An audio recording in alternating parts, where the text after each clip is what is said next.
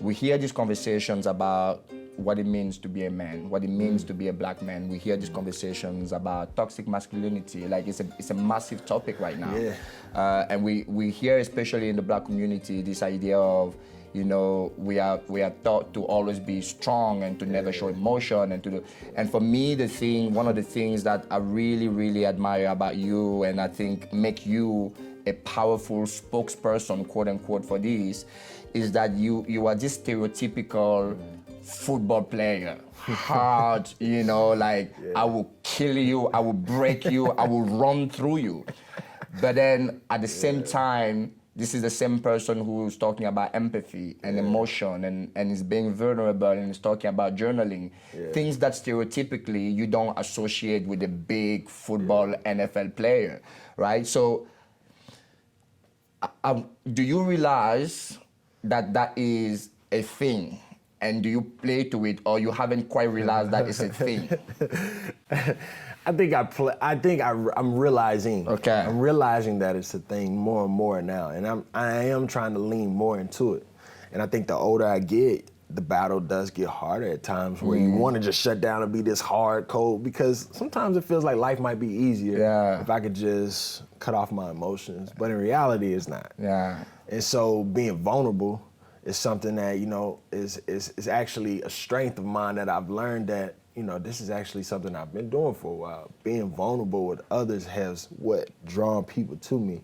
And that ability, like you said, the stereotypical, like, big football player, I don't have to be strong. I don't have to show emotions. Yeah. But by being strong, I think actually that's vulnerability. Yeah. That is strength. It is strength to, in every situation, admit that, like, yo, I'm depressed right now. It's strength to say, hey, you hurt my feelings when you said this, and I don't appreciate it. You know, that's a lot stronger to admit that than it is to, you know, actually hold it in. Yeah. Because a lot of guys, a lot of men are just holding stuff in, and eventually it just comes out in the wrong type of way, you know? Holding stuff in. Mr. Gibson, Yes, sir. Welcome to Empathy Led, man. Appreciate you having me. It's a pleasure to have you on the show. It's a pleasure to have you on your show. Always. I know this is gonna be a great conversation. For sure. Every time you and I link up and catch up, there's always something good that come out of it. Great conversation. Yeah. So help our audience understand who you are and the path that led you here. And I feel like perhaps a good place for us to do that is for you to help us connect the dots and the critical pieces of your life puzzle that you feel will give us all the context that we need to help understand you and the path that led you here. That's good. So critical pieces for me. I'm originally from Winston-Salem, North Carolina. Grew up in a single parent household, 3 older sisters, and I'm the youngest. I feel like that is critical as I get older to kind of mention that like I'm the only boy, and so my perspective on life is a little bit different. Yeah. I went to Wingate University, and I graduated from there in 2015. Throughout my time there, I played football. As a 4-year starter, I always had this dream in my heart to play football and to aspire to play in the NFL. That was one of my lifelong dreams. So when I graduated from Wingate, that was what it was. I decided to pursue that dream. So I guess in some ways I've always been a dreamer. I've always been somebody who wanted to go after the things that I really desired. And so 2015, that season ended. 2016 came, I remember I wrote down on a sheet of paper, been a writer, that's another aspect of me, I'm a writer. I will be on the NFL or CFL team by August of 2016. And so wrote that down, and I just kind of started going after it. And I didn't really know what was gonna happen up until that point. That was my dream. And so I remember reaching out to people that I did internships with to try to get connected to, you know, whatever resources that could help me to fulfill that dream. And so, to make a long story short, draft day comes and I didn't get my name called, but I got a call from the New York Jets and they told me to come do a rookie minicamp tryout. I did the tryout, did great there. They didn't sign me, came back home, and I worked out for 3 months. Working my tail off for that whole entire time. In August of 2016, I get a call from the Denver Broncos, and they're like, hey, have you been working out? Because if so, we want to send you out here and try out for us. I'm like, yeah, I've been working out. So it's like opportunity meets preparation. It all came together in that moment. And so what ended up happening was I fly out that same exact day. I land that night in Denver. Next morning I wake up and I go through this workout that basically are literally the same exact workouts I've been doing every single day. And so it's just like I said, opportunity meets preparation. Killed it. They cut the workout short. Wow. Signed me right then and there. Oh my goodness. Right, so ended up signing with the Denver Broncos in August 2016. And so the vision that I had for myself, if I knew, but knowing now, I would have said something even bigger. So much greater, so much detail. But long story short, I accomplished my dream, my lifelong dream of playing in the NFL, signing with the NFL team.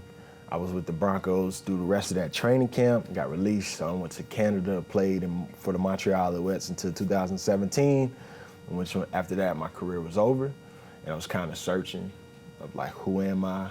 What do I do next? And so that's always been those things. And so trying to discover who I am outside the game of football has always been like this journey that I feel like I'm on now, but have a lot more understanding of who I am. And so that journey, I feel like that is a critical part of my life story of this pursuit of a dream, accomplishing a dream, and then it ending, and then having to rediscover, like, who are you? And now being in this position where it's this rediscovery, it's also this ability to be able to, dream again.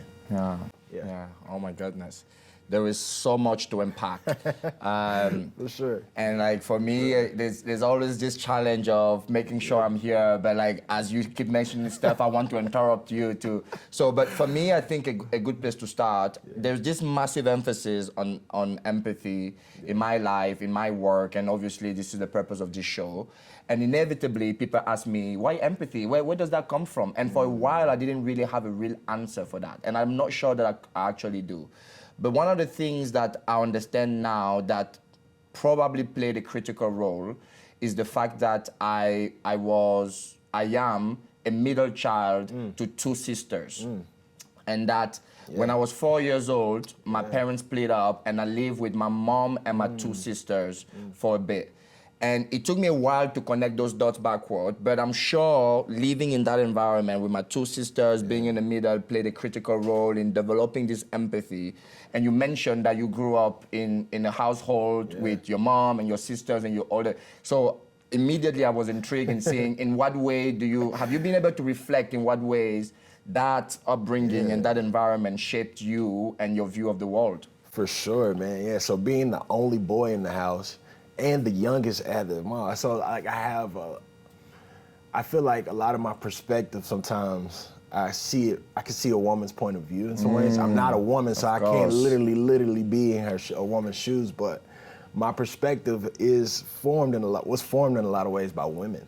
And so I have a lot more empathy for their life stories, especially growing up in a single parent house. So you see a lot of hyper-independent women. And in a lot of ways, it taught me and it showed me that that everything that I can do, they can do.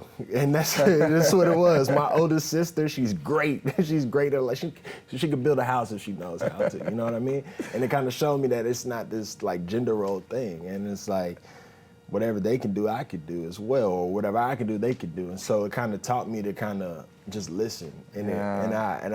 And as being the youngest, sometimes you are kind of subjugated to that role, or you just have to listen and kind of go with what everybody says. So what it did, it helped me to sit back, observe, and just watch and learn just their own different experiences. So Now it's powerful how those little experiences throughout our upbringing ultimately shape the people that we become. So the next thing I wanted to touch on is this idea of manifestation. It's such a buzzword on social media now and has been popularized by celebrities like Oprah and all that. But there is still a skill and an art to it. And it seems like maybe not mastered it, but in your case, you manifested something. So what does it take? Because probably writing something on a piece of paper is just a tiny portion of it. What are the other components? for somebody who is wanting to manifest a dream or attract something in their life that they should be considering as they are going through that process? Yeah, I think writing it down is important, but you're right, it's just only a step of it. But I feel like when you write it down, it signals something to your brain that says like, oh, I gotta go get this. But I also say it's like being able to see it, right? Constantly reminding yourself of what it is that you're going after, right? So for me, I always used to have like, I will play in the NFL. So it's that constant reminder, having things around, maybe it's talking about it. And you ain't gotta talk about it with a lot of people, but talk about it with those who you trust. And like constantly talk about it. But the most important aspect of it is action. And that's something like where I'm at right now in my life, where I realize the dreams that I'm trying to bring into life are requiring more action. And it's like, you have to put in the work, even if it's a baby step, you know what I mean? It's making sure that you're putting yourself in position so when that opportunity comes, you be prepared for it. But more importantly, working towards whatever it is that you're trying to manifest or bring into this life. You know? It's not gonna happen just by thinking. You know, that thought has to signal something within you to move and to get the ball rolling into that direction. How important is the tense of that conjugation? Because you didn't say, I want to. You didn't say, I hope to. You say, I will be playing. Like, how important is that? I will is very important. Because without it, it's like, I don't know. It's like, it's like I said, I think it's that cognitive aspect of it in your brain of telling yourself, this is what I will do. And it's just, even though you can't see it yet, it's that belief, it's that faith, it's that trust that this is what I will be doing. This is because I know it. I'm just not there yet. It will happen. I'm just not there yet. How did you stumble on that? How did you arrive at that thing where you write that? Like, did you learn it somewhere? Did you like? Where does that come from? I think it's a gift. I think it's just one of those things. Somebody might be like, oh, that's really helpful. But it really is. For me, I've always been a writer. Like, since a child, I look back and I find pictures of me just scribbling. Really? Yeah, it's just something that has always been. And so for me, I've always had this thing of if I write it down, then it's more likely going to come into existence. So like I would start my weeks off and I would write out what I want my week to look like. I write it down, and then once I write it down, I already know that it's like, it's subconsciously in my mind. So it's that subconscious effect of like, it's gonna happen. Now that I've written it down and I reminded myself of it, affirmed myself about it. Just give me time. And whether it's 10 days or 10 years, it's gonna happen. It's just the belief that it's gonna happen, you know? Belief is such a powerful thing. I mean, as someone who's building a company now, there are so many ups and downs. You know, one day you feel ecstatic, and one day imposter syndrome sneaks in, and you're like, I don't think I can do this. Like, I genuinely don't think I can do it. And the only thing that really sustains you, not the only thing, but the big thing that sustains you is that belief. Is that belief and the track record, not necessarily in doing this thing, if that's the first thing you've done that thing, but your track record in surviving harder days, your track record of starting new things or trying new things and learning new skills. And then your support system, you know, the people around you that keep you going. I think it's such a, pursuing a dream is, for me, is such a spiritual thing. And I think when you think about manifestation, you think about belief, like those things are spiritual. And I know a lot of people feel uncomfortable with that word, but there's really no other way to, there's really no other way to use it, like, of the spiritual. Like, it's not a physical, tangible thing. It's So, and it's such an important piece. So I also want to talk about that transition from one dream to the next, right? You had this firm belief that you were going to be an NFL player, and you were able to meet that dream, and then the moment came to transition into something new, and you alluded early to the fact that it was a really, really difficult transition. And I know as an athlete, I can completely relate to that, but I don't think athletes have the monopoly on that, right? Like every time you have to reinvent yourself in a different career or something else, is a difficult process. So can you talk a little bit about your process and the things that you've learned as you were transitioning and really trying to understand anew who you were?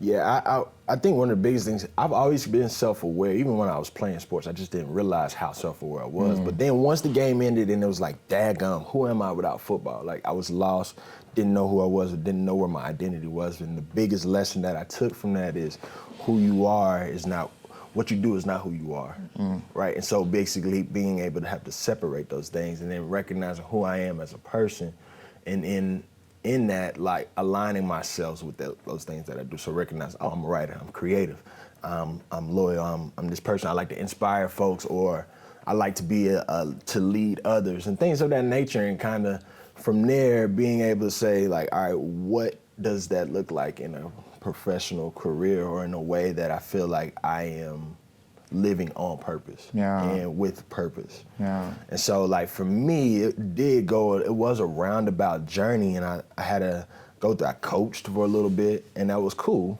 but I realized that, hey, there was more to me than just football, you know? Yeah. And then I went through this program called the Winston-Salem Fellows, and that was really cool because it did help me to take different personality assessment tests, to try new things, got to travel and meet with a lot of new people. But I also recognized that, dang, I do like working with children. I was working at a company called Boosterthon at the time, and I was like, all right, this is cool, but this isn't it. And so I ended up back in Charlotte. One of my friends, Candace, she connected me to a school called Invest Collegiate, and that's why I ended up working as, like, essentially, it was called Opportunity Specialist. And how I see it is I was basically able to just mentor a lot of children during that time and being able to pour back. And I feel like that's, when I look at my life, that's something, I've always been a mentor to others, and just that's something that I've always wanted to do, be able to pour into Black and brown children in so many different ways, and be able to be a tangible representation for them of, like, yo, you know, I know your story. Our stories might not be the same, but if I can be an example that you can do it too, and I can expose you to things, please, I want to be that person, you know? And so after my pro career, that's kind of where my life journey went to, of just, like, one, in discovering myself, but also being able to pour back into young people. Yeah. What are some of the practical things you did in that journey of self-inquiry and self-discovery that somebody else that is right now at the crossroad and listening to this could say, I'm really lost right now and I want to reconnect with who I am and really what I want my contribution on this earth to be? Like, what are some of the practical things that they should be thinking about, or at least considering? Yeah, I would say a few things. One is, I'm a big journaler, so that's always made me self-aware of just, like, how I'm feeling emotionally. Writing it out kind of helps me to understand my emotions and just my experiences that are happening, right? Just the internal processor in that way. Yeah. Journaling, I would say accountability. So being around people that care about you, but also hold you accountable for what you say you're trying to do. But also, so, like, I feel like accountability is great.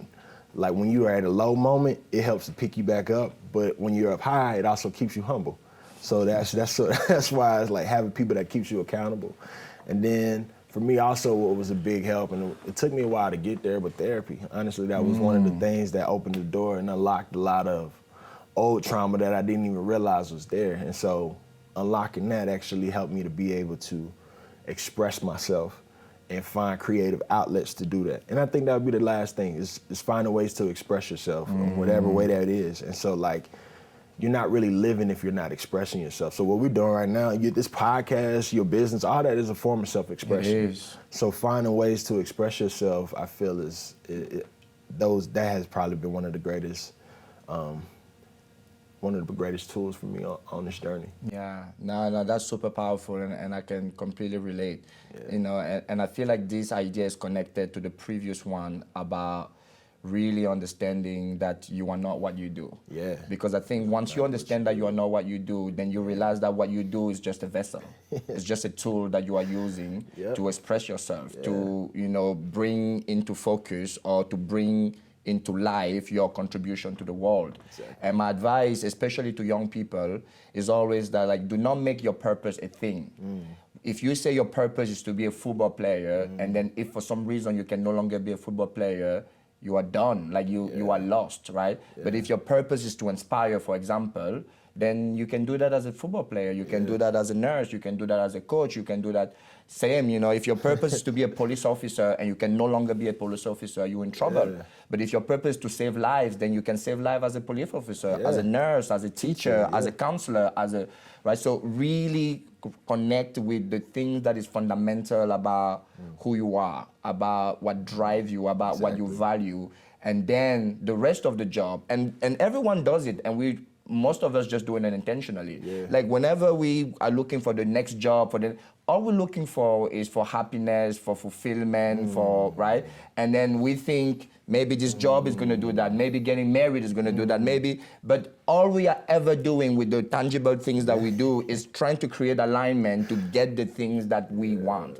And the reason we come up empty-ended sometimes is because we do it unintentionally. It's because we don't realize that like we are seeking happiness through that thing. The external thing. There we go. So I think it's super powerful. For me, the reason I also think self-awareness is so important is because I think that's the first step to actually empathy, right? And I wanted to hear your perspective on that. My perspective on it is that the more I understand myself, the more I can see and hear myself in other people, because I have connected with my own fears, insecurities, hopes, and dreams. So I can see it, even if it doesn't. How does self-awareness help you navigate the world? That's a good question. Yeah, I think self-awareness for me helps me navigate the world by recognizing that everybody has their own ish going on. You know what I mean? Because I recognize my own internal mess, and like on the outside looking in, somebody can like, man, he's got it all together. But internally, I feel like, I could feel like I'm drowning, right? So recognizing that within myself, also being self-aware to that also kind of helps me to be a little bit more sensitive to somebody else's struggle. It might help me to be sensitive to somebody else in terms mental chaos they might be having, or even be a little bit more receptive to like noticing that, because sometimes I can see it in my own self of like, when I go on a downward spiral, being able to catch that as somebody else and like, hey, take a deep breath or just pause for a second. Like, it's all good. Life is really not that bad. Like, look how far you've come, right? So recognizing that in my own self allows me to be able to, like I said, be sensitive to the needs of others at times. No, I mean, self-awareness is so powerful in so many ways. So you touched on this idea of this lifelong almost calling to being an educator, right? So talk to me about the early days of Matthew the educator. Like, in what ways did that thing find expression? You say you've always been somebody who mentors, who inspires. Like, in what ways, looking back, do you feel that calling of being an educator, somebody who mentors and inspires others, how did it play out back then? Yeah, so just to like a brief, like when I was a kid, I wrote it down again, like, and I found it like when my mom was moving, I had like this little book that we created, and it said, what do you want to be when you grow up? It said, I want to be a teacher. Wow. And so it was cool, it was crazy that like I ended up working, I went to school for sports management, had no plans on working in the school when I was in college.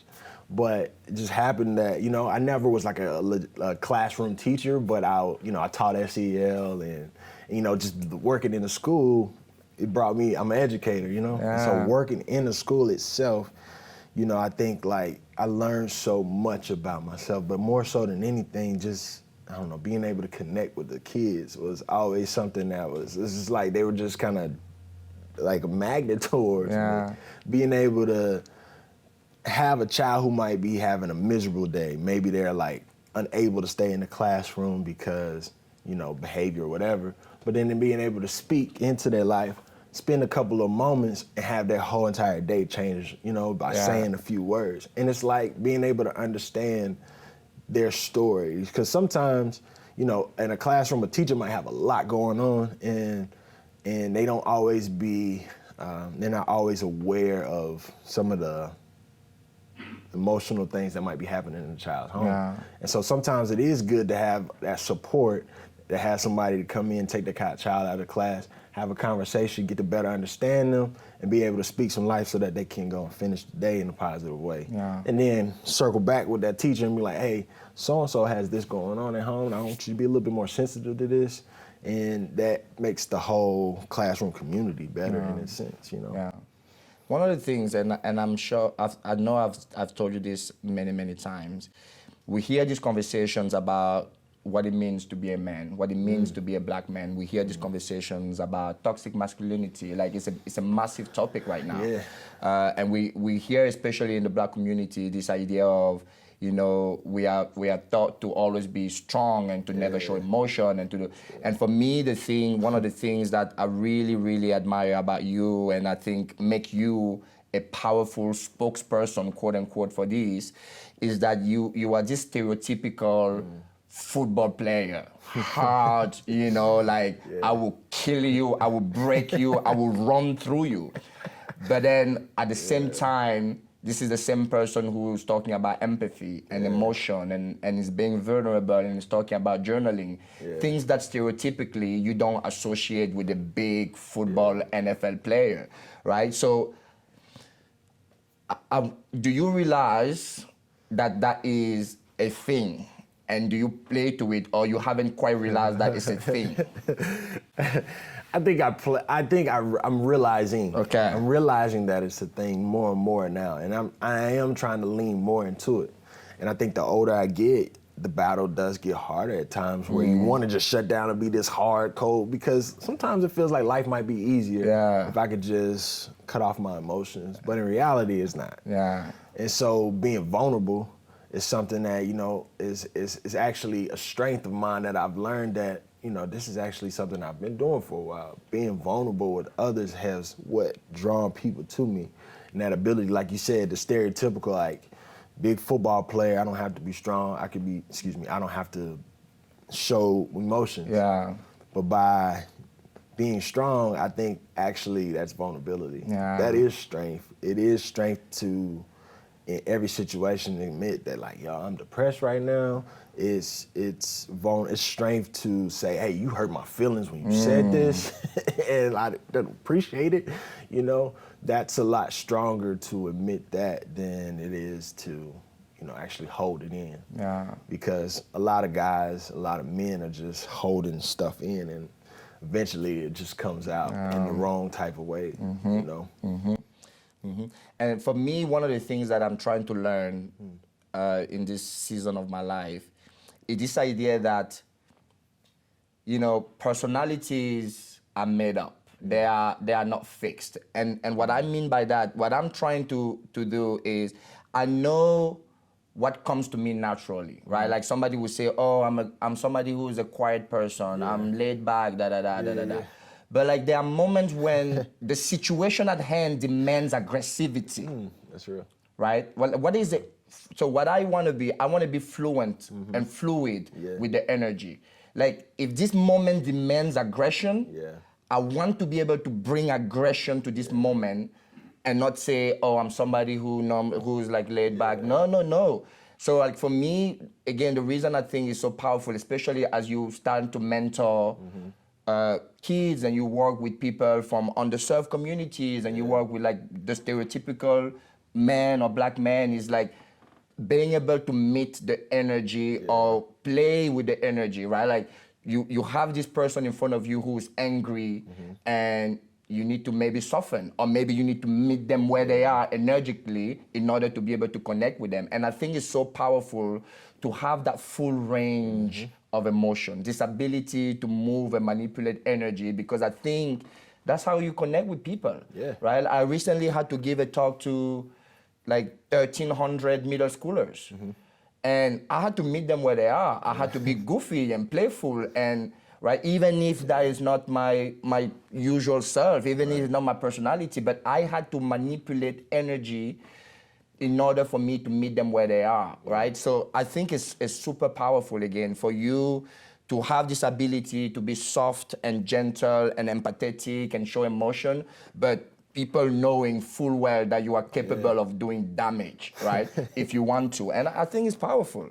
I really think it's powerful. So I know now the newest iteration of this role as an educator is in a new company called Schmerkel, right? Yep, Shermco, yep. So tell us a little bit about the company and what you guys do and all that, and your role within the company. So my role in Shermco, I'm the Associate Director of Family Empowerment. And so essentially what we do, to make a long story short, what we do is we connect families to critical resources, and we work with schools to do that. So essentially, we go into schools, we give surveys out to families to ask them what they think about the schools, what are the resources that they need. And so from there, we begin to work with the schools and different community partners to plan 3 to 4 events that might happen throughout the year so that families can get connected to these resources. So it may be financial literacy, it may be housing assistance, it may be mental health, it might be physical wellness, things like that. So we'll work with different community partners who are out here to be able to make the school this haven for these resources so that families can come in and be able to, you know, uplift themselves, but also schools and families to be able to come together, build trust, and co-create solutions together. Yeah, yeah. No, that's powerful. I mean, I feel like, and rightly so, most of the resources usually go toward the kids, right? The students, and rightly so. Yes. And I haven't heard of many resources that go toward the parent, but I think it's so powerful. Yeah. Like I remember in my time working at Wingate, when you have a first generation college student, like the parents cannot really help them. No. They want to. They want to help them navigate this whole college journey, but they have no idea how to help them. And I'm sure many of those parents could use those kinds of resources to be able to guide the students and guide the kids in and set them up for success, which is what they are trying to do, but they really don't have the resources to do that. They don't. And so for me, I was a first generation college student, a first generation American. My mom had to learn all the different social service systems and just the community partners that existed in Winston-Salem growing up. But I just imagine, like, if she could have just come to the school and be able to say, like, oh, a company like Shermco partner with my school so that all I got to do is just show up for this financial education class. All I got to do is show up to learn more about housing assistance.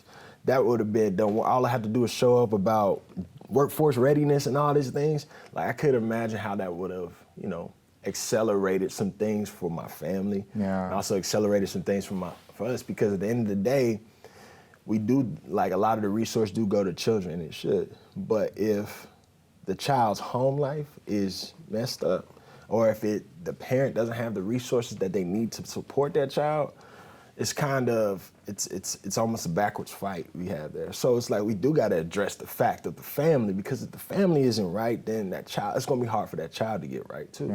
So we got to be able to support the family too, because that's going to help make the whole community better. You know? Yeah, I know, absolutely. I know within our education system that there are not many teachers that look like you, right? And not nearly enough representation for students of colors. So how do you understand your role within that ecosystem, and what are you doing to help close that gap, and really navigate that responsibility that you didn't really even choose, right? You just want to be an educator, but now there's this other things that are added on top of that. Yeah, that's a whole nother episode right there. But in a lot of ways, you know, just embracing it, but it's hard sometimes because it is a lot of responsibility, because, you know, some of these children don't have father figures in their life. And so when you are a male role model who consistently shows up over and over, day after day, they begin to look to you in that way. And so in some ways it's that, all right, I need to make sure that I'm keeping my word. I'm making sure that I'm showing up for them. But at the same time, it's like, I'm only one person. I'm only human. I can't do this work alone. And so you do have to rely on the other people that are around you. But, you know, I do think it's important to, like I said in the beginning, for young black and brown children to see black men, you know, doing productive things in their life that aren't just entertainers, you know, that are more than just athletes and entertainers, but they are educators, right? To show you that even if you can't shoot a jump shot, even if you don't know how to make blue rhyme with you, I don't know, if you don't know how to rhyme, that there are still options and there are still opportunities for you. And I want you to see that, like, yo, if I could do it, you could do it. Yeah. And so that's the kind of the burden of the responsibility, but it's like, with that, you kind of know that going into it, so you just put it on your shoulders and you just try to do your best. Yeah, yeah. So I'm sure in many ways, as you just said, it inspires you to be your best and to bring your best every day. In what ways does that responsibility scare you? That's good. I think sometimes it scares me. What scares me is like, what if I can't do this?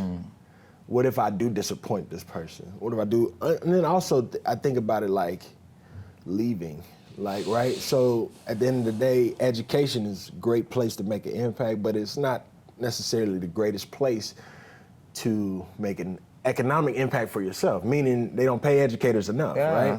So in some ways, it's like, if I leave this school, if I leave this place, what happens? You know, and so I think that used to trouble me a lot. It's like, dang, am I abandoning this child because I'm leaving? But I had to realize that that's not the case necessarily, right? What it is that sometimes people are in your life for seasons, right? And while you are in somebody's life for a season, you got to do your best to water that flower. Make sure you are planting them seeds, because one day the seeds that you planted are going to sprout. And whether I see it right now in the season that we're together, or it might be 10 years from now and you are, you know, made a positive name for yourself, and something that I said or something that somebody else said to you has finally took full bloom in you. So that's how I had to realize that, if it's like, I'm not abandoning them. I am still have to do what's best for me, but I'm also, while I'm here, I'm making sure that I'm giving you my best. And I'm being faithful in the season that I'm in with you. That's really what it is. No, I'm not even in that position, but I can feel the burden. I can feel the burden of the responsibility, and I'm so glad that you are already contextualizing and finding ways to get greater perspective around that. And I think in this idea of taking care of yourself is the same thing that even with the work that you guys do with families. Like, if the parents cannot take care of themselves, then the ability to take care of someone else is greatly diminished. And the same with you, if you stay out of guilt, if you then resentment start to build, and then maybe you don't show up as your best because you feel stuck, instead of being there and coming to work and wanting to pour into the students because you are happy there, because you want to be there, because you feel like for this moment in your life you are exactly where you need to be. That's the only way they can get the best from you and grow. So there's all this talk about education reform, as it should. There's all these conversations around, you know, the model is broken.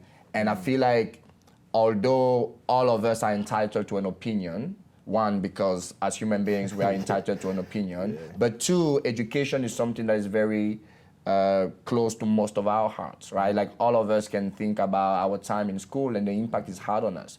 But we don't, at least I don't always have the opportunity to hear the perspective of the people on the ground, right? And I know this is a big question I'm asking, but like, what are some of the key things that need reforming in our education? That's a good question. It's a big question. I'm gonna do my best to answer from my perspective. So one thing, I think you need to pay educators more. First and foremost, you say that you value education, and if we live in this society where, we live in this society, you pay people, you pay for what's important. If education is important, you pay the people who are educating the future. That's first and foremost. Pay educators more. Secondly, I think we need to begin to value, and I think it's changing a little bit, but that social, emotional aspect of people, and like the emotional effects, and really making sure that we are helping and developing children of all ages, K through 12, their emotional well-being, right? The pandemic taught that, oh wow, this stuff really matters, but it does. Like, the emotional health of people is important. That is, and the educators too, making sure, because that's a lot. As teachers do a lot. Principals, administrators, if you work in the school, you're more than just your position. You are probably 3 other things. So being able to make sure that everybody's mental health is in a good place in that school is so important. And then I think, you know, it's so much, Junior. But I would Sure. say like making sure that people are ready, the children are primed and ready to go in whatever their life is calling them to. Like allowing them to be able to figure out like, do I want to go to college? All right, you don't have to. What career path do I want? Do I want to go to the military? And being able to really help guide children and expose them. The biggest thing I would say is exposure to all the opportunities. I work in a lot of Title I schools, and the biggest things that I see the difference is that sometimes that the students there aren't always have the exposure to all the opportunities that exist. And it's not that the school doesn't provide it, but it's like in their home life they might not have that exposure. So being able to expose them to all the opportunities that exist out here in this world can do something for the mind. Absolutely. And it leads to this, they say exposure leads to expansion. And it's one of those things like, wow, I didn't know this existed. I didn't know that I could do that. Now that I know, I want to see what it takes to do that. Yeah. So exposure in those ways. And then I think the last thing, just making sure that everybody has this trauma-informed background, right? Recognizing, like I said, working in Title I schools, you have a lot of students that come from trauma-filled past and communities, and being sensitive to that, knowing that you can't be talking to certain people a certain way because you don't know what's going on at home. Yeah. So having this trauma-informed care and practice, this culturally relevant practice, and making sure that that is important, that that's a critical aspect of the childhood development in your school community and the education, that's important. And recognizing that so that you can be able to rightly care for children. Yeah, no, thank you, man. I knew before I asked that would be a big question, but I think you actually bodied it. I think you actually tackled it really, really, really, really well. Yeah. So the next thing that I think about quite often, there is this idea that we touched on that there are not enough people that look like you in those schools, which then means that you have a lot of white people and other cultures that are in those environments and trying to do their best to serve as resource. So what advice do you have for well-intended people that are put in that position and maybe struggle because of, like, what advice do you have for them? Yeah, that's a great question. My advice would be, like, remember that intentions ain't, they say the path to hell is paved with good intentions, right? So let's go beyond intentions. Get to know your students. That's what I first said. Get to know their family. Like, their family is critical to know, right? So who that child is in their family and how their family dynamics, get to know that, because that's gonna teach you how to relate. It's going to teach you how to communicate, but more than anything, if you really get to know that family, it's going to build a rapport. It's going to build a rapport between you and that child, and also you and that family. And so now you have the ability to speak into that child's life in two different ways, right? So let's say this child is in your class cutting up, right? And you can't get through to them, but that child does know you got a relationship with their mom. So now their mom has this trust, which is key. If you have that mom has that trust to say, like, all right, don't worry, I'm gonna take care of it. I'm gonna talk to him, and when he comes back to school tomorrow, he's gonna be all right. You know, that child knows that, all right, she's gonna call my mom and she's not playing. And vice versa also, that mom knows that mom trusts you enough to say, like, hey, I trust what you're doing in the classroom, please speak it to my child's life how you need to. So really, it's about getting to know that child and their families, right? When you get to know their families, you're able to relate and communicate and have a better ecosystem, right? Between you and the school. And so get to know your students, get to know the culture, get to know where they come from, get to know their trauma, right? You don't have to, like, have this in-depth, understanding of it, but if you try to build that relationship, build that rapport, that's going to be able to create influence and impact. And you'll be able to make a positive impact with your well intentions versus, like, you trying to come in with all your prior experiences from your old different communities that look and feel different. Get to know the community that you're in and build relationships. Yeah, no, that's so important. For me as a coach as well, it took me a while, but I just feel like for a while, I come from a culture where discipline and authority is like that's it, Yeah, And for a while, that was my coaching style. And in many ways, it still is. But over the years, working with kids from different backgrounds and hearing their stories and some of the traumas, you understand that, like, a one-size-fits-all approach is a disaster, right? Like, some kids, you just have to put your hand around the shoulder. Some kids, you need to, like, really hold accountable because and on and on and on. And I think getting to know them, getting to know the parents, give you the context that you need in order for you to be able to do that. And for me, I even want to extrapolate it outside of education and into the workforce. Getting to know your employees give you context, right? Like, they have kids, It allows you to be able to make decisions because now you have context. And for me, this is one of the many reasons I'm a big advocate for letting people bring their whole self to work. Because what that does is that it gives you the context and the background you need in order to be the most effective leader that you can be, because you've allowed people to show you and to let you into multiple facets of who they are and not just their working self. And now you can be the best leader you can be because you have context. I think it's super important. I feel like you were about to say something and... No, I think everything that you said is real. And I think, like, just that other, you was talking about authority and discipline. I think that's still necessary too. Even in building those relationships, like, without discipline, there's chaos. So, like, you gotta have that discipline and structure in the classrooms and in the working world, right? You gotta have that. And so that doesn't go away. But it's like what you said, and once you build that relationship, then can formulate, all right, how do I give this discipline and structure to this person in a way in which they can receive it, right? Because it's not one size fits all. So I come in here like a major pain, kicking stuff around. It's not gonna work that way for everybody. So I know we probably toward the end of this conversation.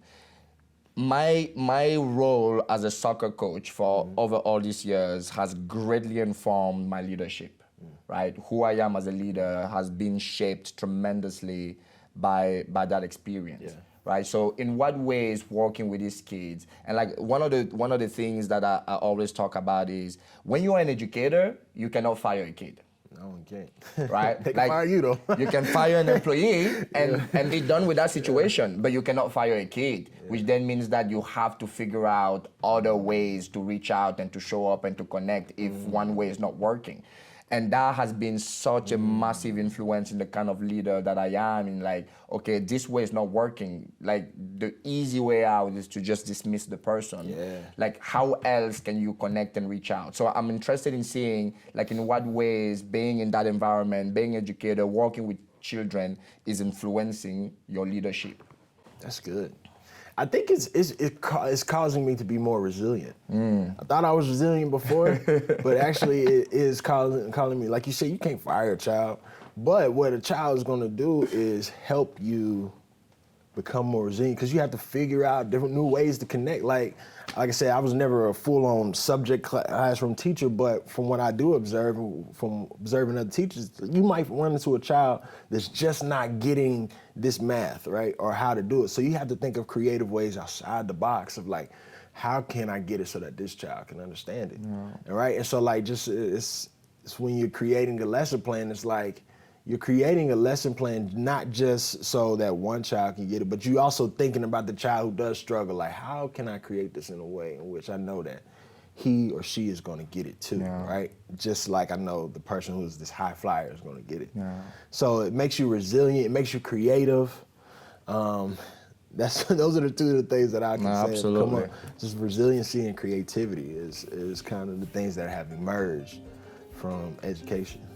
Matthew, this has been an incredible conversation, as I expected. I think when we all look back at our time in school, it's rarely a subject, it's rarely a class, but it's usually a person, someone who took a personal interest in us, someone who believed in us way before we believed in ourselves, someone who was patient, someone who was caring enough to deal with the tantrums and the mess, and all of that. and I know you already know this, but I wanted to make sure that I reaffirm the role and the importance of the work that you do in these young people's lives, because when I think back in my time in school, I just think back of people. I don't remember classes. I don't remember subject anymore, but I remember the name. Like we remember like first grade teacher names, right? Like the people that impacted us. So I wanted to thank you so much, man, for the work you do, for the commitment, for the way you show up for these students, but also for black men like me, right? Like I see you, I see the way you move, I see the way you communicate, I see the way you carry yourself, and I'm like, yeah. I want to be a little bit more like that. So thank you, man. Thank you for everything. I appreciate you, man. Thank you for having me, Yeah, man. of course. Yes, sir.